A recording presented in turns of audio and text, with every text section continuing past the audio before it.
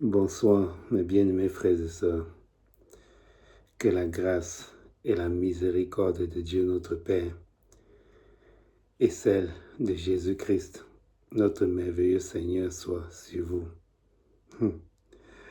Mes bien-aimés, il doit être minuit passé et puis je devrais déjà être en train de dormir, mais quand la parole de Dieu vient et que l'inspiration est là et qu'on doit travailler, il n'y a pas de temps. Il n'y a pas de temps pour travailler pour le Seigneur. Alors, mes bien-aimés, me voici, je m'exécute. Mes bien-aimés, je voulais vous poser une question. Je voulais vous poser une question qui me taraude l'esprit depuis un certain temps déjà. Dites-moi, mes bien-aimés, pourquoi est-ce qu'on applaudit dans les églises? Aujourd'hui, là, je veux parler des églises protestantes d'aujourd'hui. Pourquoi est-ce qu'on applaudit lorsque un pasteur ou bien un homme de Dieu ou un berger fait un sermon, pardon, à la fin, on applaudit. On applaudit. Et il y a même des gens qui se lèvent pour applaudir. Pourquoi est-ce que on applaudit? Moi, je ne comprends pas. Moi, je sais que c'est dans les salles de spectacle mondains ou quand un acteur ou je ne sais pas quoi arrive à faire une belle performance. Alors on se lève et puis on applaudit. On applaudit. Mais qu'est-ce qu'il y a à applaudir dans le sermon d'un pasteur? Qu'est-ce que ça nous montre? Qu'est-ce que ça nous montre ça? Applaudir à la fin, si bien que les gens se lèvent et puis après tu entends les wouh, wouh, wouh, wouh, wouh.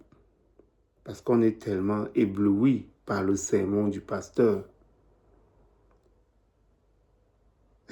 Qu'est-ce qu'on applaudit? Peut-être que les gens ne comprennent pas de quoi il est question dans la parole de Dieu. Les gens ne comprennent pas de quoi il est question dans la parole de Dieu. Je vais ici vous donner un texte qui est un verset dans l'Épître aux Hébreux, au chapitre 4, le verset 12. Cette parole dit ceci, ou bien ce verset dit ceci. Car la parole de Dieu est vivante et efficace, plus tranchante qu'une épée quelconque à deux tranchants, pénétrante jusqu'à partager âme et esprit, jointure et moelle. Elle juge les sentiments et les pensées du cœur. Dites-moi, quand on vous donne une parole qui est tranchante comme une épée quelconque à deux tranchants, qui pénètre votre âme et votre esprit, qui vous juge, qui juge les pensées de votre cœur, est-ce que vous applaudissez? Quelle est l'attitude que vous avez? Vous applaudissez le pasteur jusqu'à faire wou, wou, wou, wou, wou. Vous applaudissez le pasteur? Ou bien vous êtes dans un état qui vous amène à la réflexion, à l'affliction? Est-ce que vous applaudissez? Est-ce que c'est une performance? En fait, quand on applaudit un pasteur, ça veut dire qu'il y a au moins deux choses qui se passent. C'est que ce gars est venu se faire voir, il est venu faire un show. Il utilise des mots, des thèmes, à un tel point que ce n'est même plus la parole de Dieu. Mais c'est sa façon d'apporter la parole. Ou bien, je ne sais pas moi quoi, les artifices qu'il met dans la parole afin que les gens soient éblouis. Voilà pourquoi on peut se lever pour l'applaudir. Mais des personnes qui sont touchées par la parole, cette parole vivante, efficace, plus tranchante qu'une épée quelconque. Quand une épée te tranche, tu es sur tes genoux. Tu as envie de pleurer. Tu as envie de te repentir. Mais non. Les gens sont là, ils se lèvent et ils applaudissent. Donc, il y a deux choses. Soit le pasteur est venu faire une performance qui entraîne les gens à l'aduler, à l'exalter, à le glorifier lui, ou bien sa façon d'enseigner. Ou bien il y a une deuxième chose. Et c'est ce que l'apôtre Paul nous disait dans sa première épître à Timothée. Ou bien non, dans sa deuxième épître à Timothée, au chapitre 4. Qu'est-ce qu'il disait? Qu'est-ce qu'il disait? Il disait ceci, à partir du verset 1 jusqu'au verset 4. Il disait ceci. Je t'en conjure devant Dieu, parlant à Timothée. Je t'en conjure devant Dieu et devant Jésus-Christ, qui doit juger les vivants et les morts, et au nom de son apparition et de son royaume. Prêche la parole. Insiste en toute occasion, favorable ou non. Reprends, censure, exhorte avec toute douceur et en instruisant. Car il viendra un temps où les hommes et les femmes ne supporteront pas la saine doctrine, mais ayant la démangeaison d'entendre des choses agréables. Ils se donneront une foule de docteurs selon leurs propres désirs et détourneront l'oreille de la vérité et se tourneront vers les fables. En fait, quand les gens applaudissent dans des églises, se lèvent et acclament, n'est-ce pas? C'est parce qu'ils ont entendu des choses agréables. N'est-ce pas? C'est parce qu'ils ont entendu des choses agréables. C'est dans des salles de spectacle mondains qu'on vient se distraire et qu'on se lève et qu'on acclame. Mais la parole de Dieu, quand elle nous touche, on a juste envie de pleurer. On a envie de se mettre à genoux. Écoutez bien, l'apôtre Paul dit, prêche la parole. Insiste en toute occasion. Favorable ou non, reprends. Attendez-moi. Attendez un peu. Qui est-ce qui applaudit quelqu'un qui le reprend? Est-ce que quand on vous reprend, vous êtes content? Dans un premier temps, même si vous êtes quelqu'un qui est de bonne foi, quand on vous reprend, n'est-ce pas, ça va déjà d'abord vous toucher un peu, vous titiller. Est-ce que vous applaudissez celui qui vous reprend? Vous applaudissez celui qui vous censure?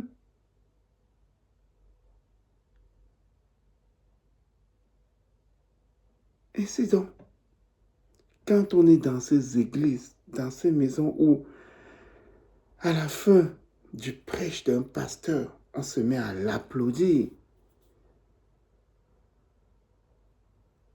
c'est la gloire de qui qu'on est en train de chercher? C'est la gloire de qui que ce pasteur est en train de chercher? Qu'est-ce que vous pensez qui vient d'être fait? Qu'est-ce qu'on pense? Moi, je me dis une chose, c'est qu'on vient d'entendre quelque chose d'agréable. Quelque chose qui ne nous secoue pas. quelque chose qui ne nous bouge pas. Ce n'est pas une épée qui nous tranche, ce n'est pas une épée à double tranchant qui s'en va, nous pénétrer jusqu'à partager âme et esprit, qui sépare les jointures et les moelles et la moelle. On ne vient pas d'avoir entendu quelque chose qui juge nos sentiments et les pensées de nos cœurs. On vient juste d'entendre quelque chose qui nous est agréable. Et l'apôtre Paul disait que les personnes qui nous apportent des choses agréables à entendre, ces personnes dont on a envie d'applaudir leur discours à la fin, ce sont des foules de docteurs qu'on se donne, mais qui ne dispensent pas la vraie parole de Dieu. Dites-moi un peu, quand on regarde un peu dans l'histoire, quand on regarde dans les débuts du christianisme, quand on regarde dans la parole de Dieu ou bien le message divin, quel est le prophète qui est venu avec une parole de Dieu et on l'a applaudi? Vous vous rappelez, vous vous souvenez comment ça se passait dans l'Ancienne Alliance? Quand les prophètes venaient avec la parole de Dieu, Jérémie par exemple, on voulait le lapider. Combien de fois on a voulu tuer cet homme? Quand Isaïe venait, qui voulait même l'écouter, qui les acclamait. Laissons l'Ancien Testament. Venons dans le Nouveau Testament. Parlons de Jean-Baptiste. Quand il est arrivé et qu'il a donné son témoignage, un témoignage puissant, rappelez-vous, notre Seigneur Jésus-Christ a dit que de tous les hommes nés de femmes, il n'y a pas plus grand que lui. Mais quand cet homme est venu donner son témoignage, il y avait qui pour l'applaudir? Quand vous lisez dans les évangiles, vous voyez qu'on l'a applaudi. Mais c'était celui qui venait préparer le chemin du Seigneur. Quand Jean-Baptiste a achevé son témoignage, qu'est-ce qui se passait?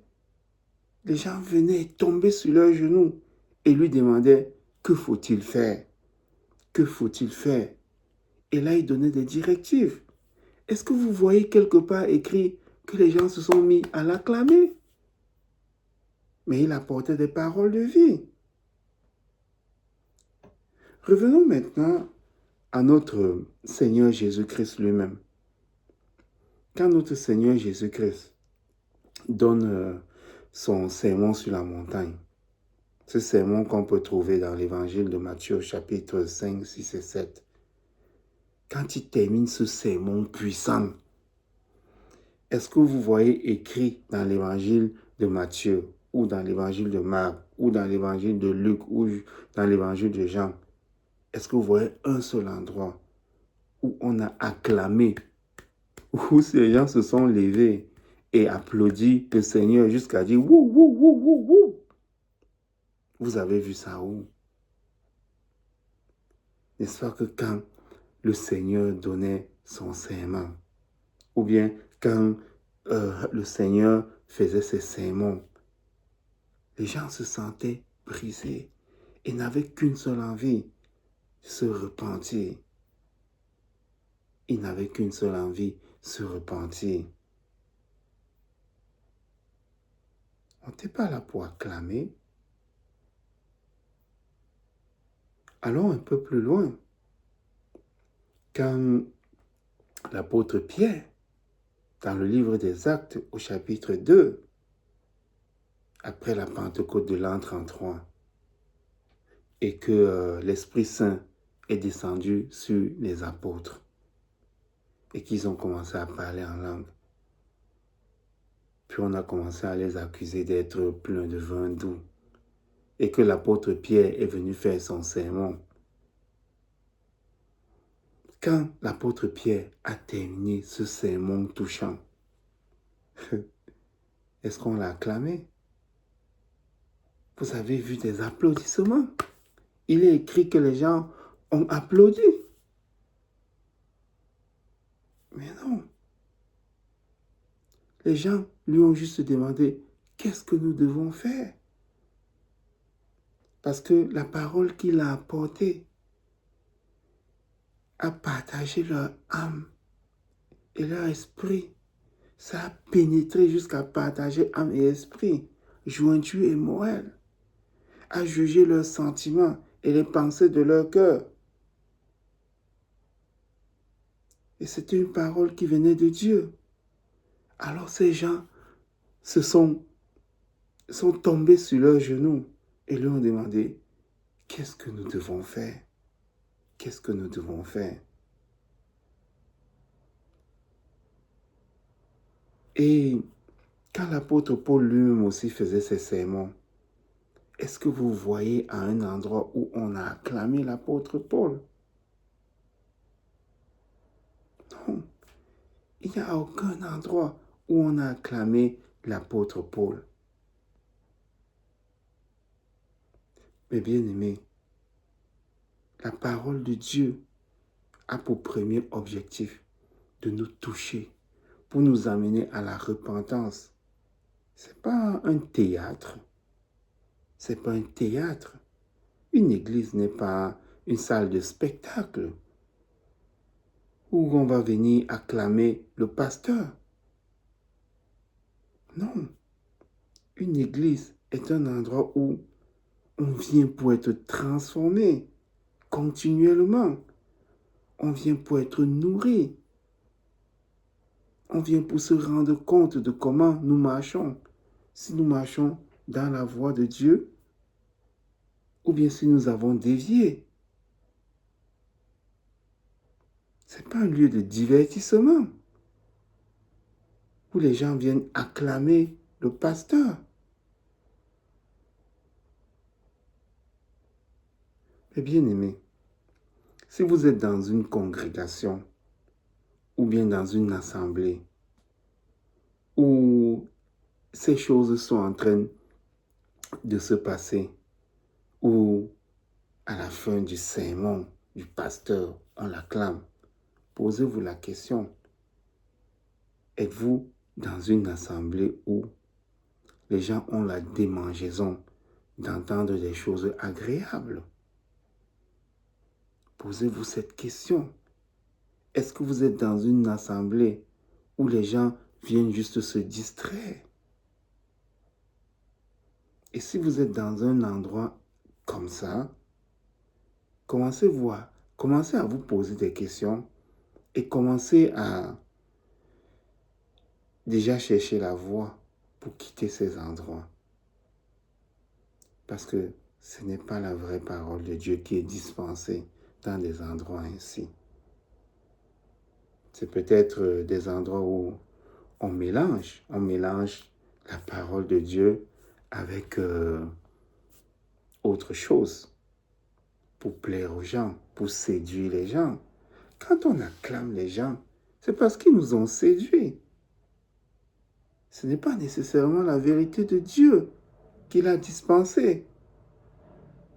Parce que la vérité de Dieu, selon la lettre aux Hébreux chapitre 4, le verset 12, doit trancher, doit diviser. Qu'est-ce que notre Seigneur Jésus-Christ lui-même disait?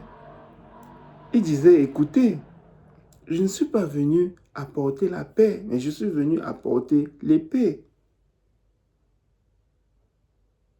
Les fils se retourneront contre les pères contre les fils, la belle-mère contre la belle-fille, ainsi de suite. Attendez. Quelqu'un qui vient apporter l'épée et non la paix, on l'acclame. On l'acclame. Oui, mes bien-aimés frères et sœurs, au lieu des applaudissements dans les églises, on devrait avoir peut-être même l'affliction. Des personnes qui sont touchées au point de se mettre sur leurs genoux. Qu'est-ce qu'on acclame? Qu'est-ce qu'on acclame? Dites-moi. Mes bien-aimés, dites-moi. Vous savez que les temps sont difficiles, mes bien-aimés. Et vous savez que de plus en plus, il y a les fausses doctrines, il y a la fausse religion, il y a de fausses églises, il y a de faux Christ. Prenez l'exemple de notre Seigneur Jésus-Christ. Il n'a jamais été acclamé, quoiqu'il est celui qui est descendu avec la parole de Dieu. Nous savons que quand le Seigneur lui-même parlait, les Juifs avaient juste envie de le lapider. Et ceux qui l'écoutaient et le suivaient, il n'y avait personne qui l'acclamait. Oui, la parole peut nous apporter de la joie. Et comment est-ce qu'on manifeste cette joie-là? En acclamant le pasteur. Quand on se met à acclamer, c'est comme si on est dans une salle de spectacle. Et il y a deux choses qui se passent. C'est que soit celui qui est en face de nous performe bien, voilà pourquoi on l'acclame, ou deuxièmement, il est en train de dire des choses qui nous sont agréables. Mais la parole de Dieu n'est pas agréable. Pas pour des personnes qui sont charnelles. Pas pour des personnes qui vivent encore dans la chair. Pas pour des personnes qui, bien que chrétiens, sont encore enfermés dans cette chair. Parce qu'il n'y a personne qui est parfait. Il n'y a personne qui est parfait.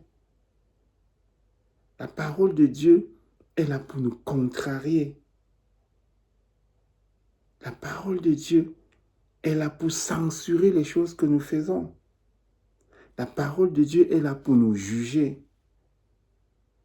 Et on n'est nécessairement pas enclin à acclamer celui qui vient nous juger, celui qui vient nous censurer, ou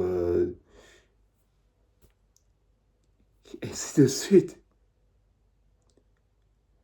Donc, mes bien-aimés frères et sœurs, le but de cette leçon est celle-ci. Faites attention, comme je le dirai toujours, des assemblées où vous êtes. Observez.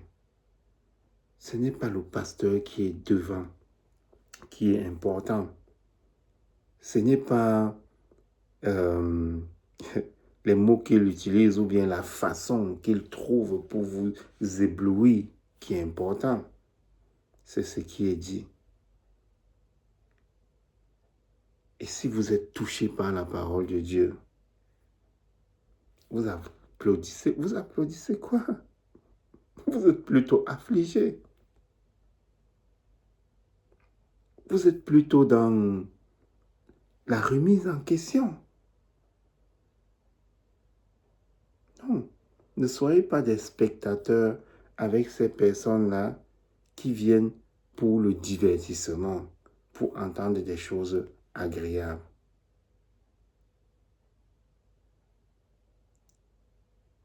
Un pasteur qui est humble et qui apporte la véritable parole de Dieu ne va même pas chercher à trouver toutes ces formules, ces tournures de formules qui... Non. Il va apporter la parole non diluée et aussi tranchante qu'elle est. Elle va mettre des gens à genoux.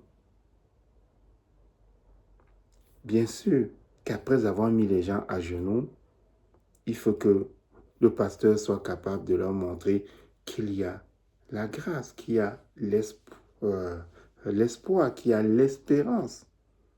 Mais cette parole, dans un premier temps, doit trancher notre esprit et notre âme, nos jointures et nos moelles. Oui, c'est ce que la parole de Dieu dit. N'acclamez pas le pasteur.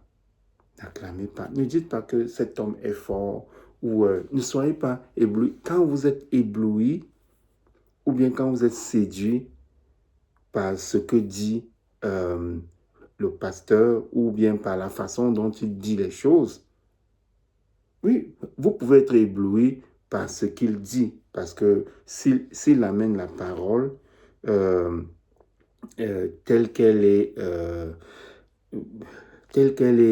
dite, ou bien telle qu'elle est écrite, oui, on peut être ébloui de cette façon comment dire, de transmettre directement. Mais le pasteur, c'est qui? Le pasteur n'est rien. Vous acclamez qui? Vous pouvez acclamer Christ. Oui, vous pouvez acclamer Christ. Mais quand vous voulez acclamer Christ, vous pouvez l'acclamer dans votre, je sais pas moi, dans votre chambre, ou bien quand vous êtes dans le secret là-bas. Mais quand vous venez acclamer votre pasteur, vous êtes en train de lui donner le crédit de tout. Vous êtes en train de lui donner de la gloire. Et c'est comme ça que vous ne l'aidez même pas. Il va s'enorgueillir. Il va penser qu'il est fort. Il va penser qu'il est grand. Mais vous ne l'aidez même pas. Non. Ne soyez pas de ceux qui acclament les pasteurs dans leur discours. Soyez plutôt de ceux qui écoutent et qui se laissent transpercer par la parole de Dieu et qui pleurent plutôt que d'acclamer. Voilà un peu. J'avais à cœur de vous dire ces choses, mes bien-aimés frères et sœurs. Je trouve ça tellement étrange. C'est juste une petite causerie, ce n'est même pas un sermon. Vous aussi, qu'est-ce que vous en pensez de toutes ces assemblées où on vient acclamer des hommes de Dieu, des bergers ou des pasteurs? Qu'est-ce que vous en pensez? Moi, ce que je pense, c'est que il y a quelque chose qui ne va pas. Ce n'est pas forcément la parole de Dieu qu'on apporte, car la parole de Dieu n'est pas censée produire cet effet. Et on l'a vu avec notre Seigneur Jésus-Christ, et on l'a vu avec ses apôtres. Nul n'a été acclamé, quoique la parole qu'ils apportaient était la parole qui demandait, quoique la parole qu'ils apportaient était la parole qui descendait du ciel. Jésus n'a pas été acclamé. L'apôtre Pierre n'a pas été acclamé. L'apôtre Jacques, quand on écoutait les sermons de l'apôtre Jacques, on pleurait. On pleurait. Ça nous amenait au repentir. Quand on vient se distraire, quand on vient écouter des choses agréables, comment est-ce que le changement arrive? Comment est-ce que lorsqu'on vient se divertir, dès qu'on sort, c'est fini. Et puis le lendemain ou la prochaine fois, quand on vient dans l'assemblée, c'est encore pour écouter la façon dont le pasteur apporte les choses, pour se distraire, pour se divertir. Donc, voilà un peu, mes bien-aimés frères et sœurs.